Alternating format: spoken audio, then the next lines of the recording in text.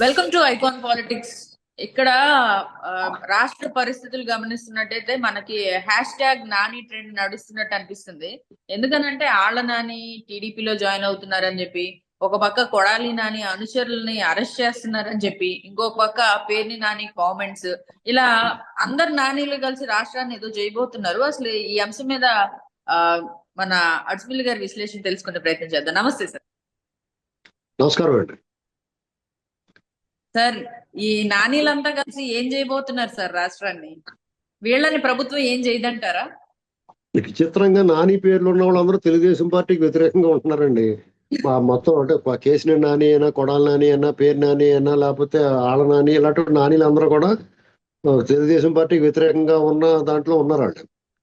ఆ లోటు పూడ్చుకోవడానికి నాని ఇప్పుడు లక్ష్మీ నరసింహ సినిమాలో ఇప్పటి వరకు పుట్టినోడు చనిపోయాడు, ఈసారి లక్ష్మీ నరసింహ అని పెట్టాడు, పుట్టినోడు అలా బతుకుండాలని చెప్పేసి అంటాడు బాలకృష్ణ గారు. అలాగా ఇప్పటి వరకు నానీలందరూ కూడా ముందు మన పార్టీలో తర్వాత తిట్టుకుంటా పోయి తిట్టేస్తున్నారు బయటకు పోయి, ఈసారి నుంచి మన నానీలు మన దాంట్లోనే పెట్టేసుకుందాం అనుకున్నారేమో అనుకుంటున్నాను నేను. అలా అనుకుంటున్నారండి మరి జనం. అంటే ఏదో సినిమాలో అంటారు అలా చెప్పుకుంటున్నారంటే చెప్పుకుంటలేదే అంటది రమాప్రభ. అంటే చెప్పుకుంటలేదేమో అంటాడు రమ్మని, కానీ చెప్పుకుంటున్నారు ఈ విషయం మాత్రం. ఎందుకంటే వీళ్ళు అవసరమా ఈ పార్టీకి అనుకుంటున్నారు జనం. అది ప్రజల మనోభావాలు, పార్టీ కార్యకర్తల మనోభావాలు, లోకల్ లీడర్ మనోభావాలు గుర్తించాలి. కానీ ప్రాంతీయ పార్టీలు వాళ్ళ సొంత ప్రాపర్టీ లాంటిదండి. వాళ్ళు ఇప్పుడు ఇక్కడ ఏంటంటే ఓ 2 కంపెనీలు కాంట్రాక్ట్ చేస్తాయి. పోనీ జాతీయ పార్టీలు పెంచుకుందామంటే వీళ్ళు ఎంతకన్నా చేపాతి బ్యాచ్ వాళ్ళు ఏకంగా ఇప్పుడు ఈ ప్రాంతీయ పార్టీలు ఏమైనా దొబ్బేసినా కానీ వాళ్ళ దగ్గర ఉంచుకుంటారు. వాళ్ళు ఏం చేసినా వాళ్ళ దగ్గర ఉంటుంది మ్యాటర్. ఇవి చపాతీ బ్యాచ్ అనుకోండి, అదానికి అంబానీకి వాళ్ళకి ఇక్కడి నుంచి అట్టుపోతారు, వాళ్ళు పట్టిపోతారు. వాళ్ళు ఇంకో రాష్ట్రాలు మళ్ళీ అందరినీ మన గొడ్డలు కూడా తీసి పట్టిపోతారు వాళ్ళు. అంచేత ప్రాంతీయ పార్టీలు వాళ్ళమే వీళ్ళు బెటర్. ఈ ప్రాంతీయ పార్టీలో కొంచెం తెలుగుదేశం బెటర్ అనుకుంటాం. ఎందుకంటే వాళ్ళకి కొంచెం బాధ్యత, వాళ్ళకి వాళ్ళ రికార్డు, ట్రాక్ రికార్డు, రామారావు గారి దగ్గర నుంచి చంద్రబాబు గారు ఈ రికార్డు అంతా బాగుంది. వాళ్ళ కార్యకర్తలు కూడా బాగా చూసుకుంటారు. ఇలాగానే కొంచెం గుడిలో మెల్ల వాళ్ళ మేలు. ఇటీవల కాలంలో అది అడుగులు తడబడుతున్నాయేమో అనిపిస్తుంది ఈ టర్మ్ లో.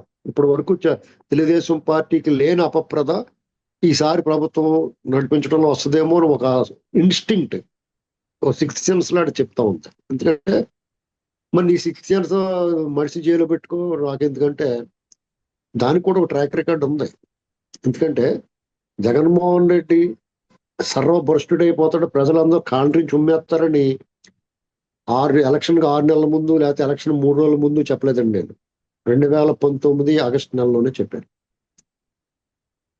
అతను అమరావతి నిర్ణయం తీసుకున్న తర్వాత పూర్తిగా బల్లగుద్ది మరీ చెప్పింది, ఇతను సర్వభ్రష్టుడవుతాడు, ప్రజలకి దూరం అయిపోయి ఇతను నమ్ముకున్న వాళ్ళందరూ కూడా మఠాష్ అవుతారని చెప్పింది. తర్వాత తెలంగాణ విషయంలో వస్తే కాంగ్రెస్ పార్టీ రేవంత్ రెడ్డి గారు పిసిసి అధ్యక్షుడైన సమయానికి, లేకపోతే మునుగోడు ఉప ఎన్నికలైనా, లేకపోతే ఇంకో ఉప ఎన్నికైనా కనీసం వాళ్ళ మీడియాలో స్పేస్ కూడా లేదు. వాళ్ళకి చర్చల సందర్భంగా వాళ్ళ ప్రతినిధిని కూడా పిలిచేవారు కాదు. అంటే అంత ప్రాముఖ్యత లేకుండా, అసలు సోదిలో లేకుండా ఉంది.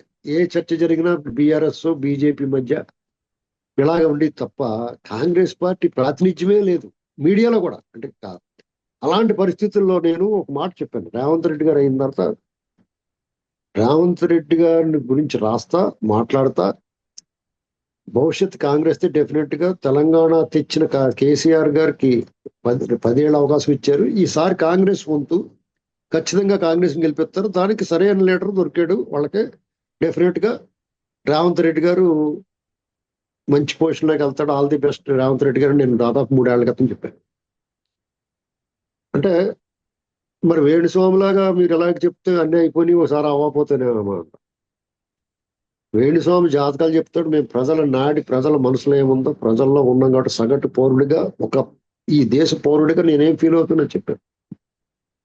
అది కాదు, వాస్తవానికి దగ్గరగా ఉంటాను. ఎందుకంటే మనం ఏం ఫీల్ అవుతున్నాం అది. అలాగే తెలుగుదేశం పార్టీ మీద, వైసీపీ మీద, బీజేపీ మీద, కాంగ్రెస్ మీద మన అభిప్రాయం. రాహుల్ గాంధీ గారు చాలా మంచివాడు, అతను ఈ దేశానికి ప్రధాని అర్హతలు అన్నీ ఉన్నాయి. కాంగ్రెస్ పార్టీలో Rahul Gandhi most deserved person మన దేశానికి ప్రధాని అవటానికి. కానీ మిగతా వాళ్ళందరూ కూడా అతని చుట్టూ ఉన్న వాళ్ళందరూ వేస్ట్ గ్యాంగ్. అలాగే బీజేపీ పార్టీ దేశానికి అవసరమైన పార్టీ, దాన్ని నడిపించే వాళ్ళు డేంజర్.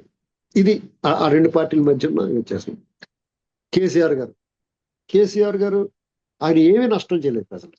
ప్రజలు జగన్మోహన్ రెడ్డిలా పీడించి తినలేదు, అరాచకం చేయలేదు. కానీ మరి వాళ్ళు ఎందుకు ఓడిపోయారు?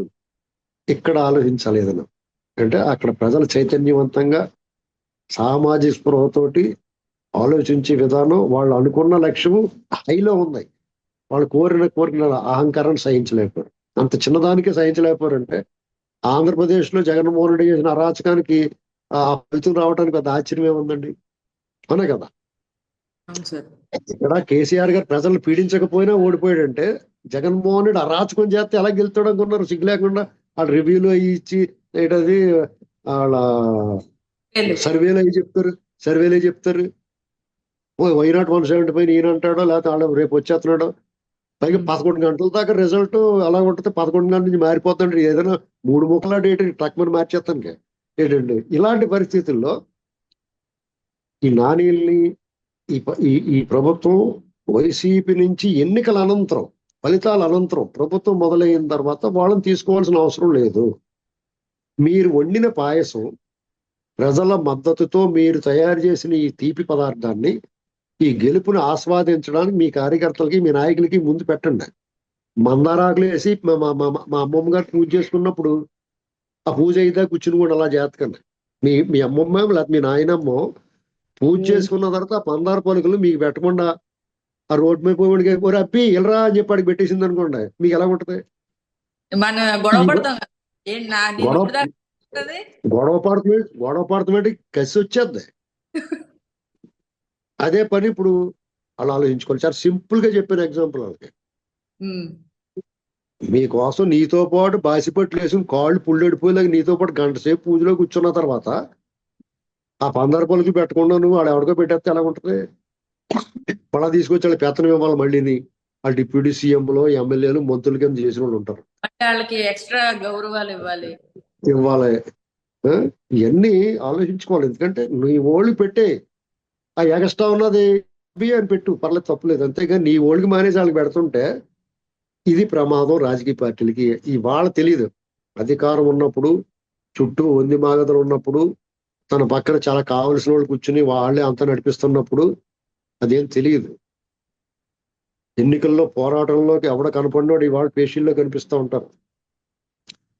ఇప్పుడు డెఫినెట్ గా అధికారం అనేటువంటి ఒక మంచు తెర లేనట్టు ఉన్నట్టు ఉంటది. ఖచ్చితంగా తెర ఉంటది. మంచు తెర కూడా లేనట్టు ఉంటది.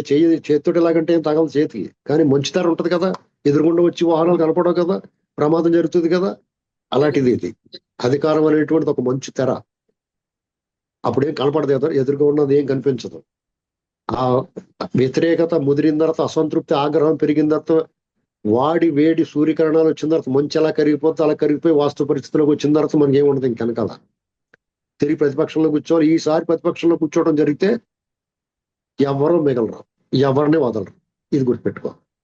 చాలా చాలా దారుణంగా ఉంటుందేమో సార్, భయంకరంగా ఉంటది. రైట్ సార్, ఈ అంశం మీద మీ అభిప్రాయాన్ని తెలియజేసినందుకు థ్యాంక్ యూ సో మచ్. తిరిగి మరొక అంశంతో